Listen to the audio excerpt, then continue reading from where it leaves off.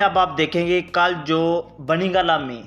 इस्लामाबाद की तरफ से पुलिस गई और इमरान खान को गिरफ्तार करने के हवाले से जो इकदाम उठाए गए थे, उस हवाले से जो अवाम का रद्द-ए-अमल था, वहाँ पर रात गए बहुत ज़्यादा अवाम जमा हुई और मुख्तलिफ शहरों में एहतजाज भी किए गए। मतलब कि अवाम के जो इम्प्रेशन थे कि इमरान खान उनकी वाकई में रेड लाइन है, अगर आप उसे क्रॉस करोगे तो आपको बहुत ज़्यादा संगीन नताइज का सामना करना पड़ेगा। और जिस तरह का कल रात इस्लामाबाद में मौसम था और अवाम का वहाँ पर मौजूद होना, इससे पता चलता है कि अवाम के अंदर इमरान खान की मकबूलियत क्या है और अवाम वाकई में इमरान खान को एक लीडर के तौर पर तस्लीम कर चुकी है। आप देखेंगे कोई भी लीडर हो, आज तक इतना पाकिस्तान में पॉपुलर नहीं हुआ कि उसको आप गिरफ्तार करने जाएं और अवाम आधी रात को सड़कों पर निकले। ये खाली एहतजाज बनीगाला के इर्द गिर्द नहीं हुआ और अवाम खाली वहाँ पर नहीं गई। आप देखें तो मुख्तलिफ शहरों में